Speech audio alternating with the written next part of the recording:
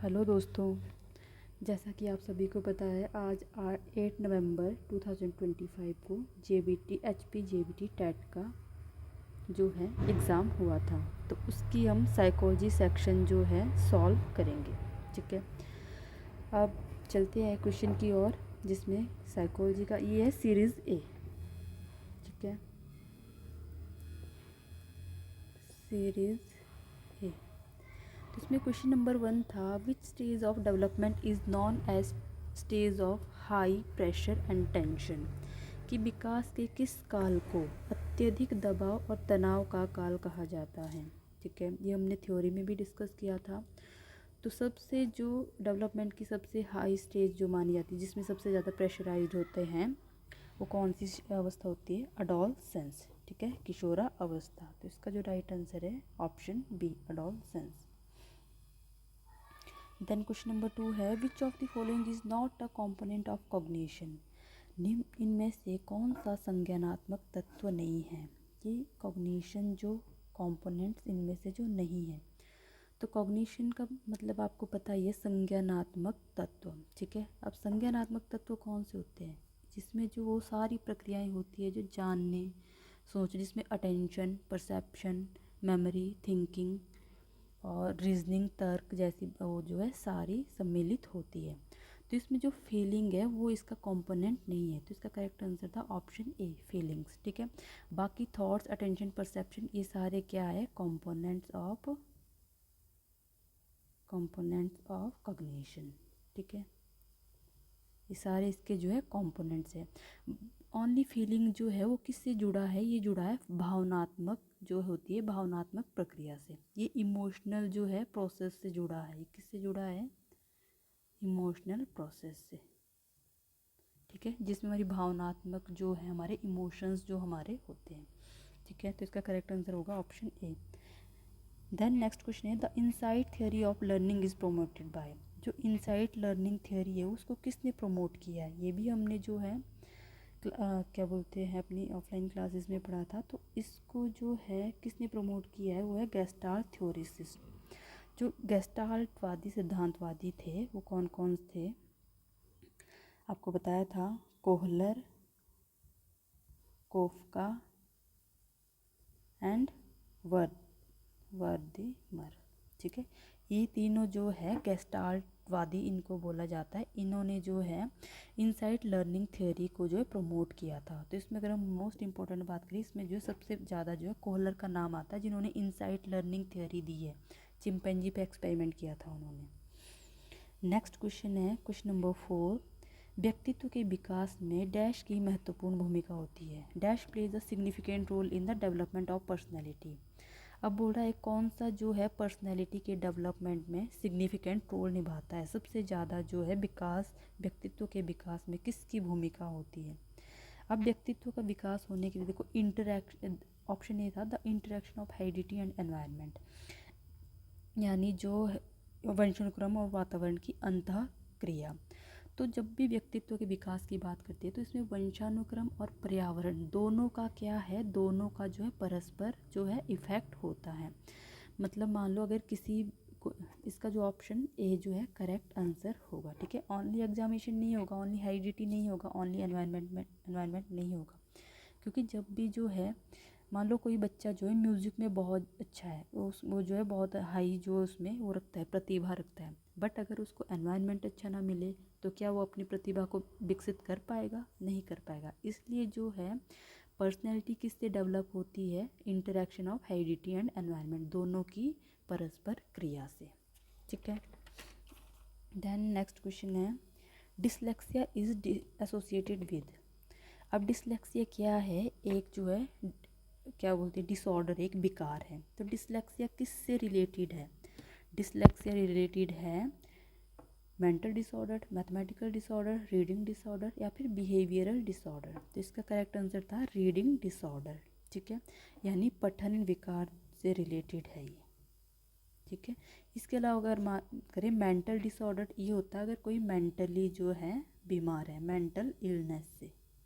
ठीक है, mathematical disorder की बात करें तो ये किससे रिलेटेड है? डिसकैलकुलिया। ठीक है, और बिहेवियर डिसऑर्डर क्या होता है? बिहेवियर डिसऑर्डर होता है जिसमें ADHD सुना है, इसका मतलब है attention deficient hyper activity disorder. ये होता है एग्रेशन से रिलेटेड, जिस कोई होता है ना एग्रेसिव चाइल्ड होता है बहुत ज़्यादा, यानी उसका क्या है? बिहेवियरल डिसऑर्डर है उसको, ठीक है। तो इसका करेक्ट आंसर क्या था? Dyslexia reading disorder. Next question है which of the following is not an intelligence test? इनमें से कौन सा इंटेलिजेंस टेस्ट नहीं है? आपको मैंने थ्योरी में बहुत अच्छे से समझाया कि इंटेलिजेंस टेस्ट कौन कौन से हैं। तो इंटेलिजेंस टेस्ट की अगर बात करें तो जो स्टैनफोर्ड बिने टेस्ट है ये भी इंटेलिजेंस टेस्ट है, ठीक है। स्टैनफोर्ड बिने जो है रिवाइज किया गया था, टर्मन ने किया था स्टैनफोर्ड बिने टेस्ट, जो 1916 में उसने इसको क्या किया था? रिवाइज किया था, ठीक है। वैक्सलर बिने टेस्ट ये भी क्या है? एक इंटेलिजेंस टेस्ट है। रेवेंस प्रोग्रेसिव मैट्रिसेस टेस्ट ये भी इसका टेस्ट है। जो इसका नहीं है, इसने पूछा है नॉट एन इंटेलिजेंस टेस्ट, इनमें से जो है इंटेलिजेंस टेस्ट कौन सा नहीं है? तो वो है रोरशा टेस्ट, ठीक है। जो रोरशा जो परीक्षण था ये किससे रिलेटेड था? ये रिलेटेड था प्रोजेक्टिव टेस्ट, प्रोजेक्टिव टेस्ट यानी प्रक्षेपी परीक्षण। याद है, बताया था मैंने लास्ट जब मैंने टेट के क्वेश्चन पेपर सॉल्व करवाए थे उसमें भी बताया था जो प्रक्षेपी परीक्षण है इसमें क्या होता था, मतलब इसमें जो है धब्बे जैसे दिखाए जाते, व्यक्ति को जो सामने दिखाया जाता कि इसमें जो है क्या है, ठीक है। नेक्स्ट है question number 7, who established first psychological lab in Leipzig university Germany? अब इसमें पूछा है कि जर्मनी में जो है जो फर्स्ट साइकोलॉजिकल लेबोरेटरी जो खुली थी वो किसने इस्टेब्लिश की थी? ये भी आपको बताया था थ्योरी में, ये की थी विलियम वुंड ने, ठीक है। इसका आएगा ऑप्शन बी। नेक्स्ट क्वेश्चन है dash is the ratio of mental age to the chronological age multiplied by 100। अब इसमें बोल रहा है कि इनमें से जो है मानसिक आयु तथा कालानुक्रमिक आयु का अनुपात है जिसे 100 से गुणा किया जाता है। आपको बताया था इंटेलिजेंट क्वेश्चन का formula mental as upon chronological age, जिसका क्या है? अनुपात है। इसी को MA अपॉन CA, इसका मतलब क्या है? MA अनुपात CA, और मल्टीप्लाई अगर 100 से करते हैं तो इसका फॉर्मूला बनता है इंटेलिजेंट क्वेश्चन का। तो इसका करेक्ट आंसर था ऑप्शन बी। नेक्स्ट क्वेश्चन है the period of sensory motor stage. अब सेंसरी मोटर स्टेज का जो है टाइम पीरियड अकॉर्डिंग टू पियाजे क्या था? 0 से 2 साल, ये क्या था? सेंसरी पीरियड, ठीक है। फिर उसका 2 से 7, 0 से 2, फिर 2 से 7 क्या था उसमें? प्री ऑपरेशनल स्टेज, फिर 7 से 11 क्या था? कॉन्क्रीट ऑपरेशनल स्टेज, फिर 11 से अबव था formal operational stage. Next question है laws of learning are given by. अब लर्निंग के जो लॉज है वो किसके द्वारा दिए गए हैं? तो लॉज ऑफ लर्निंग किसने दिए हैं? पैवलव, स्किनर, थॉर्नडाइक, कोहलर। तो इसका करेक्ट आंसर है थॉर्नडाइक। ये भी थ्योरी बहुत डिटेल में आपको समझा है। जो लॉज ऑफ लर्निंग है, सीखने के जो नियम है वो किसने दिए? थॉर्नडाइक ने दिए। 3 नियम इसने दिए हैं, कितने? 3 लॉज। फर्स्ट अगर बात करें, फर्स्ट कौन सा है? Law of readiness, law of readiness. Second था लॉ ऑफ प्रैक्टिस। थर्ड था लॉ ऑफ इफेक्ट। यानी सबसे पहले जो है सीखने के लिए हमें क्या होना चाहिए? रेडी होना पड़ता है, उसके बाद जो है उसकी प्रैक्टिस करते हैं, देन वो जो है इफेक्ट में, प्रभाव में आता है। देन क्वेश्चन नंबर 11 है a child rights with his her left hand and is comfortable doing things with it, she he should be. अगर एक बच्चा अपने बाएं हाथ से लिखता है, अगर मान लो कोई बच्चा जो है लेफ्ट हैंड से लिख रहा है और इस प्रकार काम करने में सहज है, वो इसी में क्या है? कंफर्टेबल है, अपने लेफ्ट हैंड से लिखने में कंफर्टेबल है, तो उसे जो है आप क्या करना चाहिए? डिस्करेज करना चाहिए, हतोत्साहित नहीं। अगर कोई बच्चा अपने लेफ्ट हैंड से लिखने में कंफर्टेबल है तो उसको लिखने दो, जरूरी थोड़ा ना उसको राइट हैंड से ही लिखना है। दोनों हैंड काम कर रहे हैं तो अच्छी बात है, अगर लेफ्ट हैंड से लिख रहा है तो सही है, लिखने दो, उसको डिस्करेज नहीं कर सकते आप। May to write with the right hand, दाएं हाथ से लिखना सिखाना चाहिए। अगर आप उसको जो है राइट हैंड से लिखना सिखाओगे और कंफर्टेबल किस में? लेफ्ट हैंड से, तो उसको लेफ्ट हैंड से ही लिखने दो। नेक्स्ट है अलाउड हिज हर प्रेफरेंस, उसकी प्राथमिकताओं को चुनने की अनुमति दी जानी चाहिए। ठीक है। नेक्स्ट है send to seek medical help, चिकित्सा सहायता लेने के लिए भेजा जाना चाहिए। क्यों, उसको चिकित्सा की ज़रूरत क्यों है? अगर वो लेफ्ट हैंड से कंफर्टेबल है तो उसको लेफ्ट हैंड से लिखने की जो है प्रेफरेंस दो, अलाउ करो उसको। तो इसका करेक्ट आंसर आएगा ऑप्शन सी। नेक्स्ट क्वेश्चन है both the chronological as and the mental as of a child is 10 years, he may be classified into which category. अगर जो है बालक की जो है chronological age and mental as कैसी है, 10 साल है। ठीक है, दोनों ही क्या है, इक्वल है, मेंटल एज और क्रोनोलॉजिकल इक्वल है, यानी 10 साल है। ही मे बी क्लासिफाइड इनटू, वो किस कैटेगरी में आएगा? अब मैंने आपको थ्योरी में ये भी बहुत अच्छे से समझाया था। अब ये बोल रहा है जो मेंटल एज है वो कितनी है, 10 है, किसकी इक्वल है, क्रोनोलॉजिकल एज, दोनों ही क्या है, इक्वल है। तो आपको अगर मैं बताऊं mental age equals to chronological age, तो ये किस कैटेगरी में आएगा, एवरेज, यानी सामान्य उसका आईक्यू है। ठीक है, उसका आईक्यू कैसा है, सामान्य है, एवरेज है, यानी नॉर्मल है। ठीक है, बट अगर mental as greater than chronological होगी, अगर किसी की मानसिक आयु जो है वो कालानुक्रमिक आयु से जो है ज़्यादा है, तो इसका मतलब वो किस कैटेगरी में आएगा, अबव नॉर्मल। ठीक है, यानी नॉर्मल से क्या आएगा, वो अबव नॉर्मल। और अगर मेंटल एज जो है कैसी है, अगर जो है किसी की मेंटल एज जो है कम है क्रोनोलॉजिकल एज से, तो आएगा बिलो एवरेज, बिलो एवरेज। ठीक है, तो इसका करेक्ट आंसर क्या आना था, ये अगर इक्वल की बात की तो नॉर्मल, उसका जो आईक्यू कैसा है, नॉर्मल इंटेलिजेंस। बिलो एवरेज में इसमें क्या होता है, mental as less than chronological age, और इसमें होता है mental as greater than chronological age. ठीक है, और जीनियस में क्या होता है, जिसका आईक्यू कितना होना चाहिए, अबव 140। ठीक है, करेक्ट आंसर इसका आना है ऑप्शन बी। ठीक है, वो जो है सामान्य बुद्धि रखता है। ठीक है, नेक्स्ट क्वेश्चन है psychology first lost its soul, then its mind, and then it lost its consciousness, it still has behaviour of a kind, this was stated bye.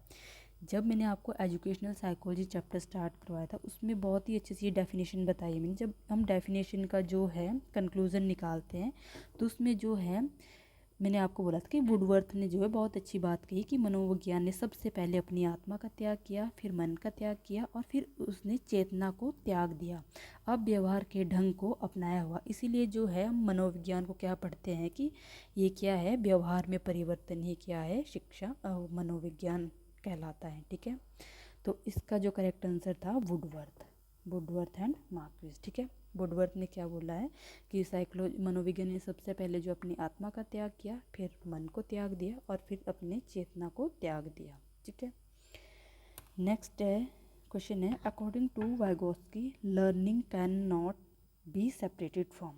अब वाइगोत्स्की की थ्योरी आपको पढ़ाई थी, उसमें आपको बताया था वाइगोत्स्की के अनुसार सीखने को डैश से पृथक नहीं किया जा सकता। किससे पृथक नहीं कर सकते हम, रिन्फोर्समेंट से, a measurable change in behaviour, perception and attentional या प्रोसेस, या फिर इट्स सोशल कॉन्टेक्स्ट। अब जब भी वाइगोत्स्की की थ्योरी पढ़ाई थी, आपको बहुत अच्छे से बताया था कि उसने जो है सोशल कॉन्टेक्स्ट की बात की, तो इसका करेक्ट आंसर आएगा ऑप्शन डी। आप जो है लर्निंग को जो है सोशल कॉन्टेक्स्ट से अलग नहीं कर सकते, तो इसका ऑप्शन करेक्ट क्या होगा, ऑप्शन डी। उसने जो है लेव वाइगोत्स्की की थ्योरी में, अगर हम वाइगोत्स्की की बात करें तो इसने क्या बात की है कि सामाजिक कि जो भी सामाजिक सांस्कृतिक, ठीक है, जो सोशली कॉन्टेक्स्ट है, प्रभाव, सामाजिक सांस्कृतिक प्रभाव को क्या माना है उसने, बाल विकास का आधार माना है। क्लियर। ठीक है, तो उसने जो एम्फेसाइज्ड किया है कि child development depends on interaction with society and culture. Next question है fitting new information into existing schema is known as. अब पियाजे की आपको थ्योरी करवाई थी, उसमें आपको जो है उसकी जो है कंसेप्ट करवाए थे, बहुत ही की कंसेप्ट करवाए थे। तो उसने जो है बात की, उसमें उसने जो है स्कीमा की बात की है, असिमिलेशन की बात की है, अकोमोडेशन की बात की, इक्विलिब्रेशन की बात की है, ऑर्गेनाइजेशन की बात की। तो अगर जो है fitting new information into existing schema, अब स्कीमा क्या होता है इसमें, स्कीमा की आपको मैंने बात की थी, जो एक मेंटल पिक्चर होती है बच्चे के माइंड में, जो एक मेंटल पिक्चर बन जाती है, वही होता है स्कीमा। और फिर असिमिलेशन क्या था, असिमिलेशन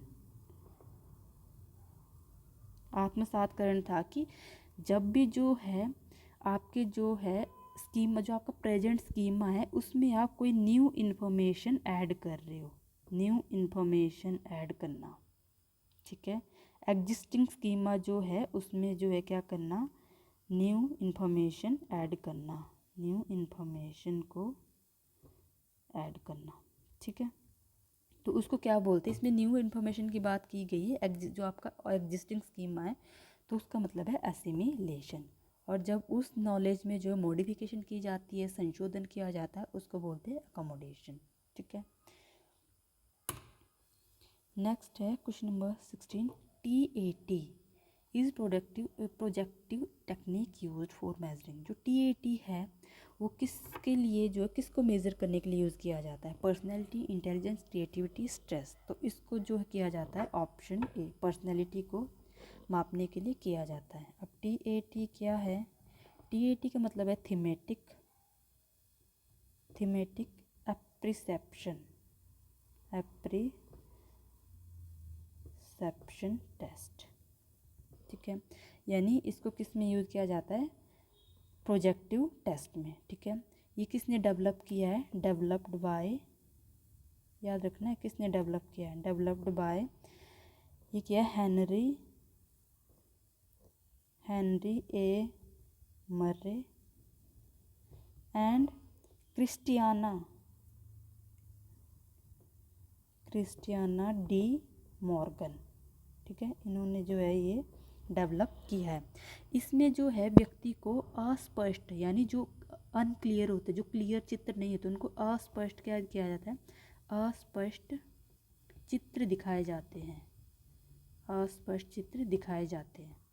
और उनको अस्पष्ट चित्र से दिखाकर जो उनसे पूछा जाता है कि इस तस्वीर में क्या हो रहा है, कहानी बना, उनको एक कहानी क्रिएट, एक स्टोरी क्रिएट करनी होती है कि इस तस्वीर में क्या हो रहा है। तो इसका करेक्ट आंसर था पर्सनैलिटी। पर व्यक्तित्व को मापने के लिए जो TAT टेस्ट किया जाता है। नेक्स्ट है, a concept learn by a student in science class is used by her in social science class, this type of learning is known as. ये भी जो है बहुत अच्छे से समझाया था कि जब types of transfer of learning करवाए थे, कि अगर एक विद्यार्थी द्वारा विज्ञान की कक्षा में सीखे गए संप्रति, जो उसने साइंस की क्लास में जो है कंसेप्ट सीखा है, उसका उपयोग जो है सामाजिक विज्ञान की कक्षा में किया जा रहा है। यानी जो उसने पहले से नॉलेज थी उसको साइंस की, उसका यूज़ वो किस में कर रहा है, सोशल साइंस में यूज़ कर रहा है। यानी जो पहले से लर्नड नॉलेज है उसको जो है आपको न्यू नॉलेज को सीखने में जो है हेल्प कर रहा है। तो इसको क्या बोलते हैं, पॉजिटिव ट्रांसफ़र ऑफ लर्निंग, ठीक है। नेगेटिव ट्रांसफ़र ऑफ लर्निंग क्या था, जब आपकी पहले सीखी गई नॉलेज जो है आपके जो है नए सीखने में जो क्या करती है, बाधा बनती है। और जीरो ट्रांसफ़र ऑफ लर्निंग था, जब पहले सीखी हुई नॉलेज का जो है नए सीखने पर कोई प्रभाव ही नहीं पड़ता, कोई इफेक्ट नहीं पड़ता, ठीक है। नेक्स्ट क्वेश्चन है, individual differences are found in. जो इंडिविजुअल डिफरेंसेस होते हैं वो पाए जाते हैं इंटेलिजेंस में, इंडिविजुअल यानी व्यक्तिगत भिन्नता, इंटेलिजेंस में, या फिर एटीट्यूड, इंटेलिजेंस, एटीट्यूड, या फिर पर्सनैलिटी। तो इसका करेक्ट आंसर आएगा ऑल ऑफ दिस, ठीक है, ऑल ऑफ दिस। यानी जो इंडिविजुअल डिफरेंसेस होते हैं, व्यक्तिगत विभिन्नता का अर्थ क्या होता है कि जो एक व्यक्ति है, एक इंसान है, उसकी जो है मेंटल, फिजिकल, इमोशनल या फिर सोशल जो ट्रेड्स होते हैं, उसके जो गुण होते हैं, वो एक दूसरे से क्या होते हैं, भिन्न होते हैं। यानी अगर इंटेलिजेंस के रूप में देखा जाए तो किसी की इंटेलिजेंस हाई होती है, किसी की लो होती है, तो क्या है, एक दूसरे से भिन्न पाए जाते हैं। एटीट्यूड्स कैसा होता है, एटीट्यूड जो है यानी किसी व्यक्ति का एटीट्यूड, दृष्टिकोण कैसा होता है देखने का, किसी का जो है, किसी की सोच जो है अलग होते हैं, विचार अलग होते हैं, पसंद नापसंद अलग होती है ना। और पर्सनैलिटी यानी सबका व्यवहार और सबका स्वभाव जो अलग अलग होता है, इसलिए जो ये सारे क्या है इंडिविजुअल डिफरेंसेस इस जो है पाई जाती है, पर्सनल व्यक्तित्व रूप में भी और अभिवृत्ति के रूप में भी और वृद्धि के रूप में भी। नेक्स्ट है when a test measure what it is supposed to measure, then that quality of test is called। अब ये भी आपको करवाया था जब भी पिछला टेट का पेपर सॉल्व किया था, जब कोई परीक्षण वह मापन करता है जिसके मापन के लिए उसे बनाया गया है, तब परीक्षण के इस गुण को क्या कहा जाता है। जब भी जो है परीक्षण वही मापता है जिसको मापने के लिए उसको बनाया गया है, तो उस टेस्ट को क्या कहा जाता है, वो टेस्ट कैसा होता है, उसकी क्वालिटी कैसी है, यानी वो कैसा है, वैध है, वैलिडिटी है, वो वैलिड टेस्ट है। ठीक है, इसका करेक्ट आंसर होगा ऑप्शन ए। नेक्स्ट क्वेश्चन है a teacher observe that Aarti in her class playing melodious self compose music in her keyboard, he thought that Aarti seem to be high dash in intelligence. यानी एक अध्यापक ने क्या महसूस किया कि आरती जो है कक्षा में अपने कीबोर्ड पर स्वयं द्वारा तैयार किया गया मधुर संगीत बजा रही है। जो उसने खुद से एक संगीत तैयार किया है उसको क्या कर रही है, अपने कीबोर्ड पर बजा रही है। तो उस अध्यापिका ने, उस जो टीचर ने विचार किया कि आरती में डैश बुद्धि उच्च स्तर की है। तो इसमें जो है कौन सी बुद्धि है, स्पेशियल, बॉडीली काइनेस्थेटिक या फिर म्यूजिकल या लिंग्विस्टिक। तो इसका करेक्ट आंसर आएगा ऑप्शन सी, म्यूजिकल इंटेलिजेंस। अब ये जो है स्पेशियल, बॉडीली, म्यूजिकल, लिंग्विस्टिक, ये सब जो है किसकी थियोरी है, ये जो है हार्वर्ड गार्डनर की जो है थियोरी है। ठीक है, ये सारी किसकी है, हार्वर्ड गार्डनर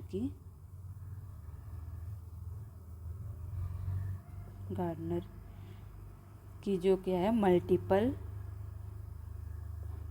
इंटेलिजेंस थियोरी।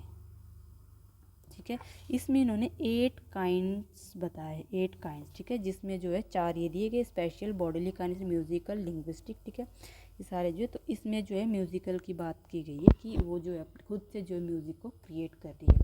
अब अगर स्पेशल की बात करें, स्पेशल में होता है कि पैटर्न को समझना, जो डिज़ाइन तैयार करता है, डिज़ाइन तैयार करना, जैसे इंजीनियर वगैरह तो डिज़ाइन तैयार करते हैं, नक्शा तैयार करते हैं, मैप तैयार करते हैं, तो इसमें होता है पैटर्न को समझते हैं। और बॉडीली काइनेस्थेटिक का मतलब होता है कि शारीरिक गतिविधियों में निपुण होना। ठीक है, और लिंग्विस्टिक में होता है कि बोलने और लिखने की क्या होनी चाहिए, बोलने और लिखने में भाषा का प्रभावी प्रयोग। ठीक है, नेक्स्ट है what is meant by nature in nature nurture controversy.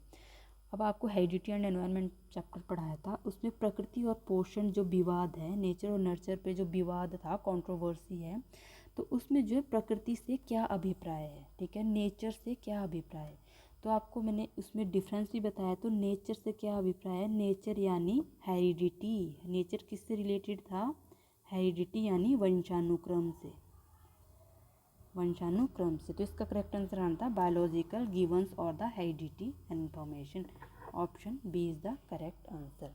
और अगर इसमें नर्चर की बात, अगर ये पोषण पूछा गया होता, अगर नर्चर की बात की गई होती, तो नर्चर यानी एनवायरनमेंट,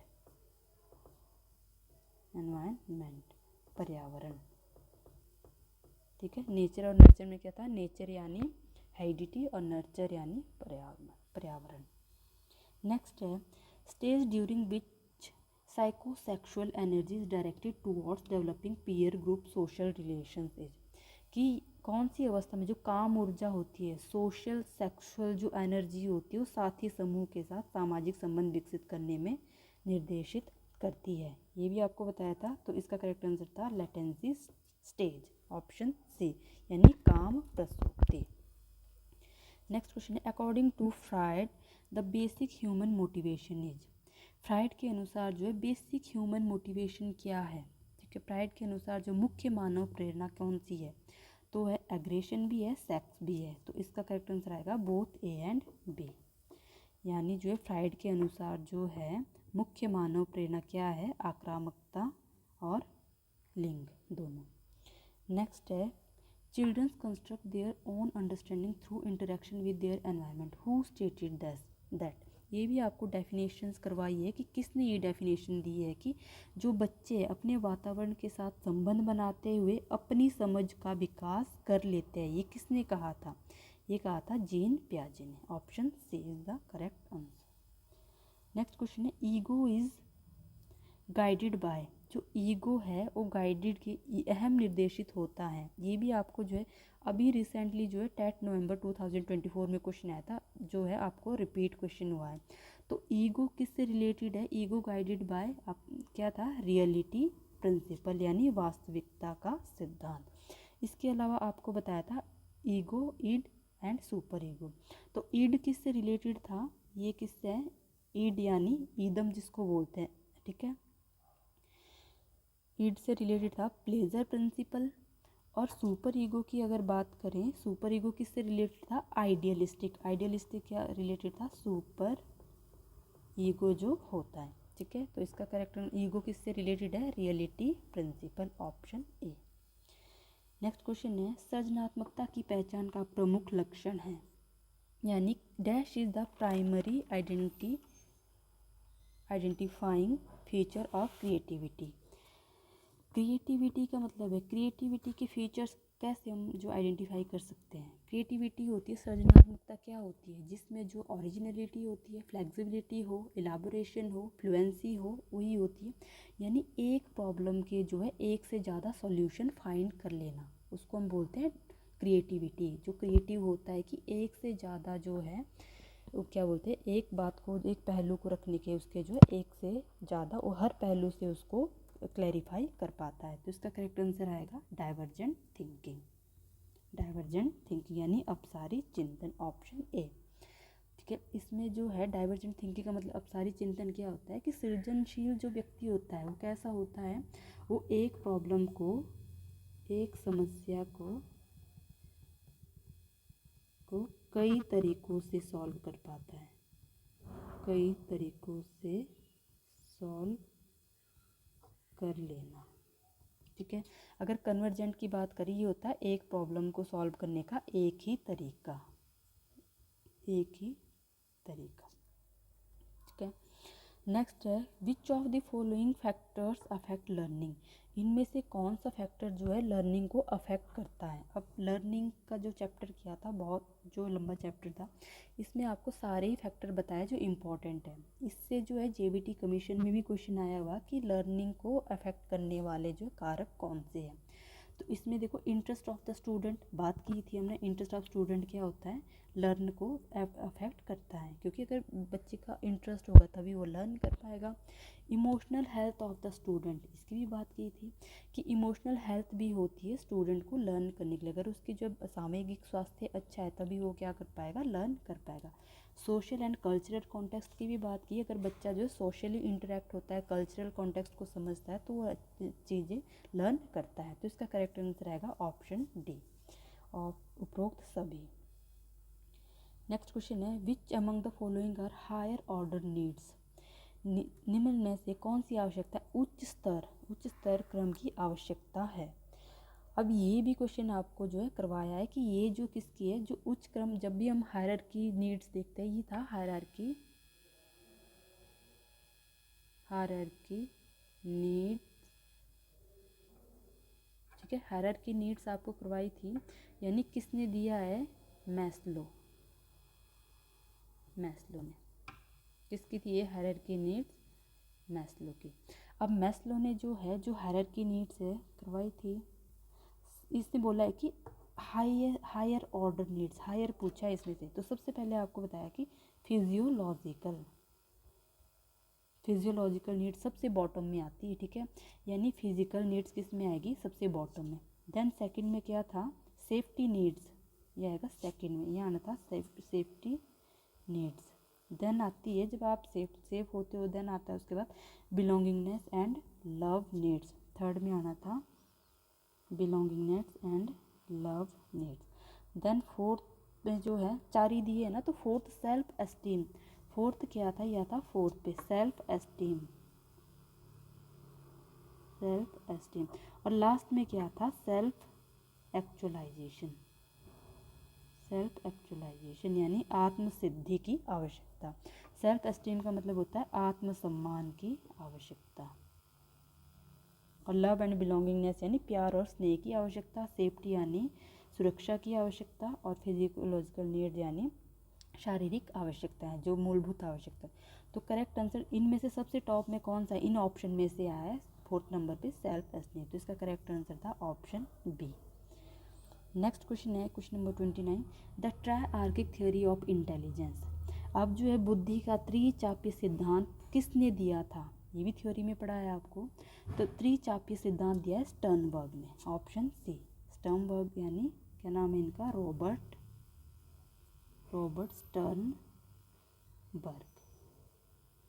स्टर्नबर्ग।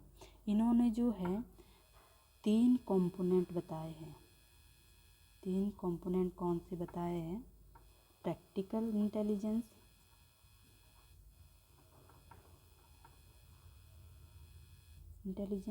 सेकंड है क्रिएटिव इंटेलिजेंस, थर्ड आएगा एनालिटिकल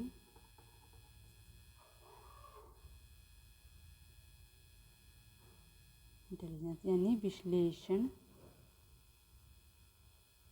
विश्लेषणात्मक, लिख लो, विश्लेषणात्मक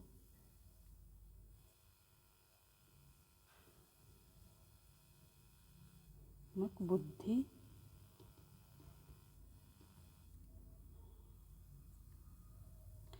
क्रिएटिव यानी सृजनात्मक बुद्धि। ये 3 जो है ना, इसीलिए इसको त्रिचापीय जो है सिद्धांत कहा गया। प्रैक्टिकल यानी व्यावहारिक, जो प्रैक्टिकल रूप से सोचते, व्यावहारिक बुद्धि। तो इसका करेक्ट आंसर था स्टर्नबर्ग। ठीक है, नेक्स्ट क्वेश्चन है क्वेश्चन नंबर लास्ट है साइकोलॉजी का। Out of the following who said that intelligence is not a single entity rather distinct types of intelligence. निम्न में से किसने कहा कि बुद्धि एक तत्व नहीं है बल्कि कई भिन्न प्रकार की बुद्धियों का अस्तित्व होता है। ये भी जो है आपको थ्योरी में एज इट इज़ जो है डेफिनेशन लिखवाई थी आपको, जो है किसकी, मल्टीपल इंटेलिजेंस की। तो आउट इसमें से जो है किसने बात की है मल्टीपल इंटेलिजेंस की, हार्वर्ड गार्डनर ने। इसका करेक्ट आंसर आएगा ऑप्शन बी। तो साइकोलॉजी के जो हमने 30 क्वेश्चन सॉल्व किए, ठीक है, तो आप अपनी आंसर की जो है मैच कर सकते हो, बिल्कुल जो एक्यूरेट आंसर की आपको दी है। तो 30 के 30 क्वेश्चन आप मैच कर सकते हो और देख लो आपके जो है कितने क्वेश्चन जो है साइकोलॉजी में सही हुए हैं। बिल्कुल इजी क्वेश्चन पूछे गए थे। जेबीटी टेट के एग्ज़ाम में कोई भी जो ऐसा क्वेश्चन नहीं था कि जो क्या बोलते हैं बहुत ही ज़्यादा टफ होगा। बिल्कुल बेसिक क्वेश्चन जो है पूछे गए थे। तो थैंक यू।